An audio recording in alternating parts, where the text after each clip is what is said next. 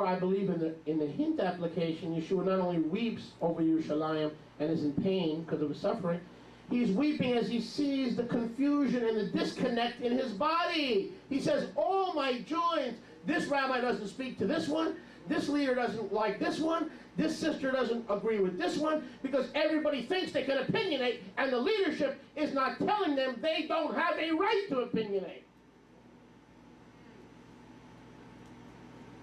And because we don't have leaders, we have a bunch of spineless jellyfish.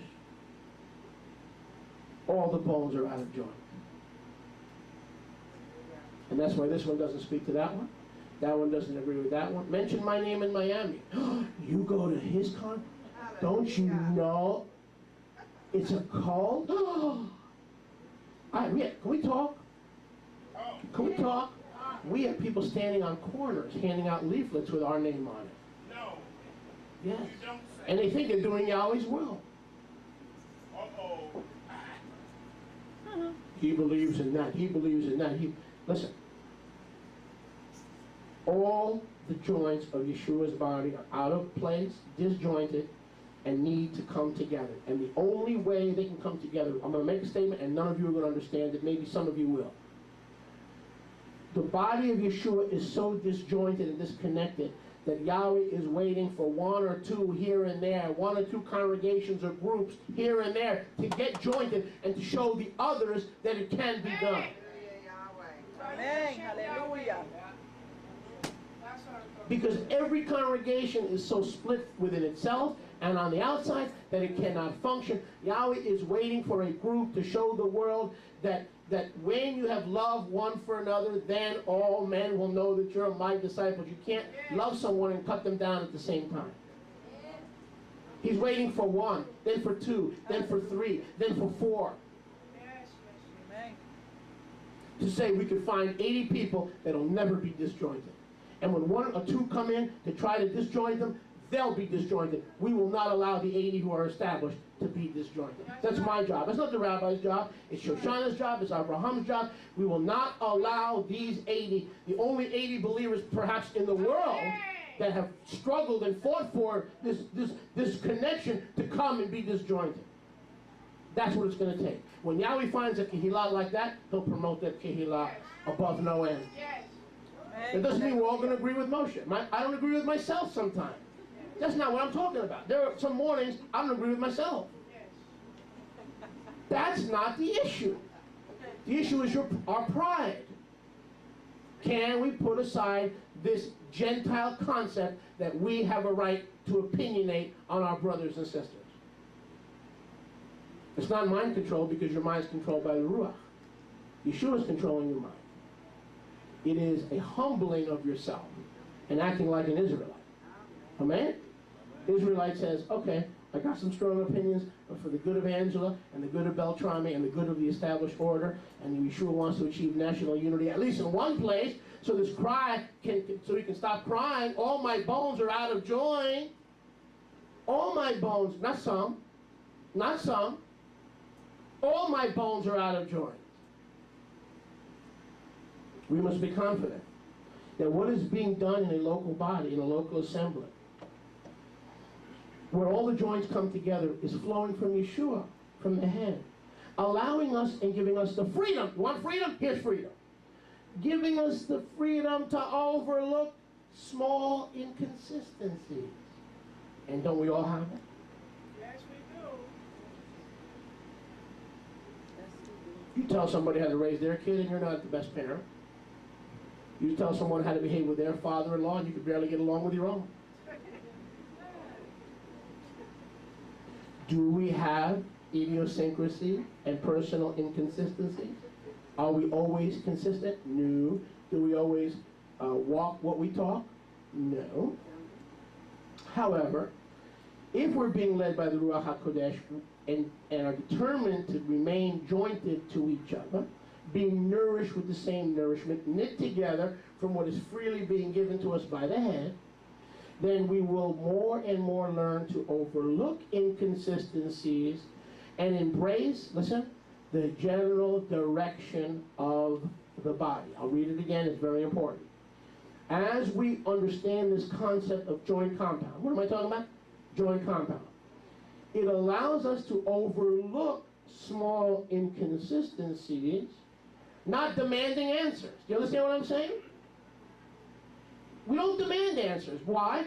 Because sometimes maintaining the general direction or the flow or the movement of the congregation is more important than even asking questions. And I spoke to a brother a few weeks ago. He said, I have a lot of questions and I have a lot of things to say, but I keep them to myself. And guess what? Nobody gossips with this brother, and nobody does Lashon Hara with this brother, because they're not going to get anywhere. Amen. So in other words, it's learning and maturing, notice. It is maturing to the point where we overlook small inconsistency in a ministry in order to embrace the overall direction of the people and of what Yahweh the head is doing. And many of us are not at that place.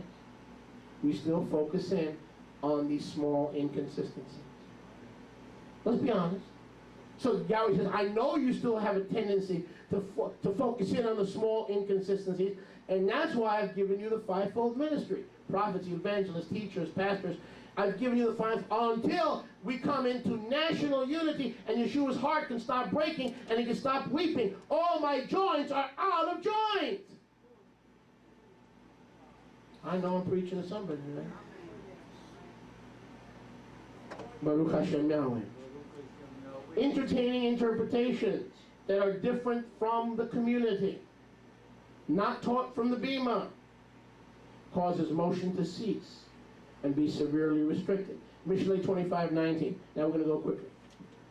I got so much good stuff to share with you. Man, it's going to get good. Mishlei 25:19. I'm going to pop a tongue. I'm so happy. Mishlei 25:19. Confidence in an unfaithful man in the time of trouble is like a broken tooth and a foot out of joint. I'll read that again. Confidence in an unfaithful man in a time of trouble or testing is like a broken tooth or a foot out of joint. Listen, a person must be jointed or joined to the joint compound or the body through unity before he can be trusted.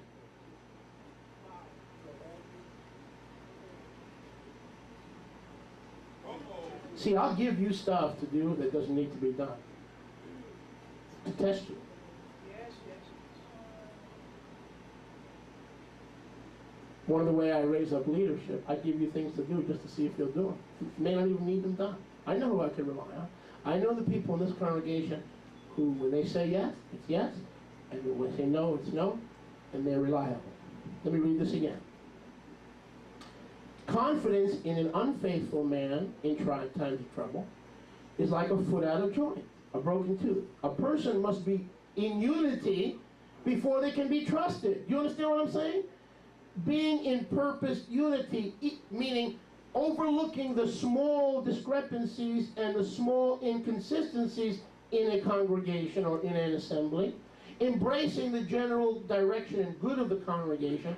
A person that has learned to adopt and seek and struggle and fight and strive for unity is a person who is faithful, and in a time of trouble, he will not be like a disjointed foot. Rather, he will be like a part of the balm of Gilead. You like that? Right?